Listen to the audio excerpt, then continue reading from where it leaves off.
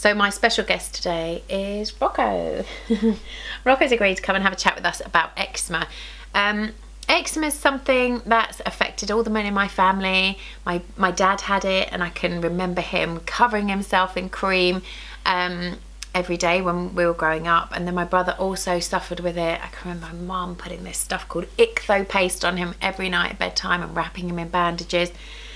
And then Rocco's the special kid out of my three boys that really suffers with it. Living with eczema is not that easy, is it, Rox? I've found there's so many things that affect it, but so have you, haven't you? You've kind of got used to what triggers it and what doesn't. What do you think about it? What triggers it is hay, chlorine, heat, stress and sleep. Yeah, it does. So early bedtimes for Rocco.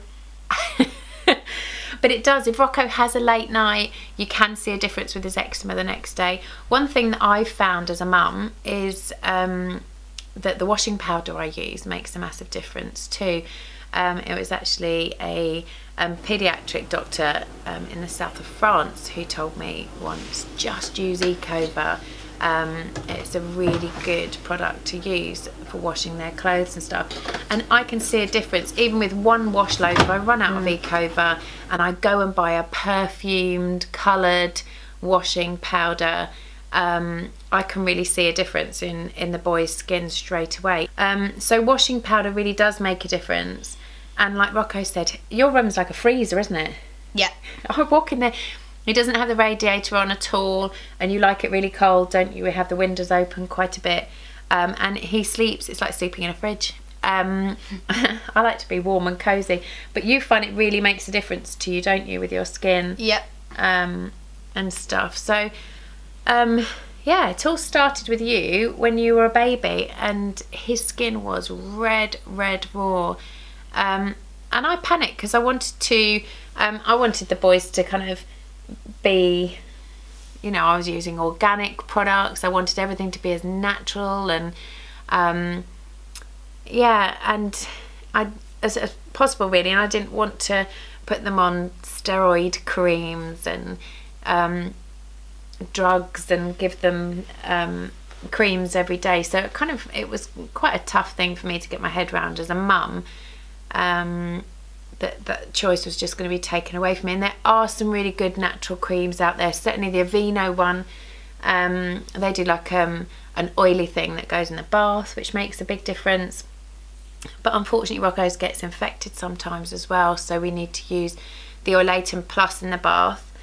Yeah, there's lots and lots of different bits of advice, but I think the main one is to try and avoid the steroid cream and having to use that for short periods of time, just to basically keep going with the emollients, isn't it? I think if we're doing it morning and night, ideally at night before bed is the main time, but if we're on top of the emollients going on every day, then we don't get to a point where it suddenly flares really badly and then we have to use the steroid cream to push it back.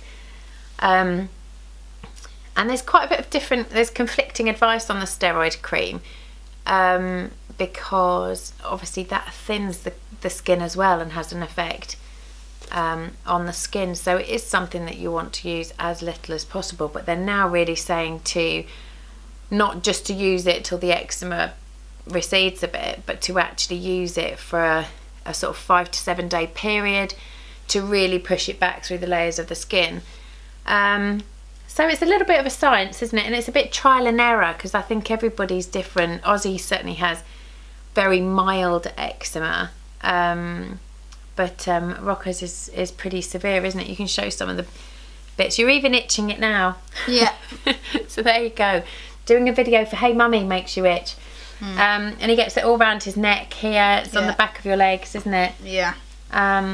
And sometimes he's had it so badly that it's kind of all down his back as well. But you particularly struggle with it when you've been in chlorine, don't you? Yeah. So if you found anything that's worked for you with eczema, or you're particularly struggling, let us know about your journey living with eczema, because we're learning new things every day, aren't we, Rox? Anyway, being asleep is one of the things that really affects Rocco's eczema. I'm going to put him to bed now, and we'll be checking in with you again soon. Thanks so much for watching. Bye. Bye.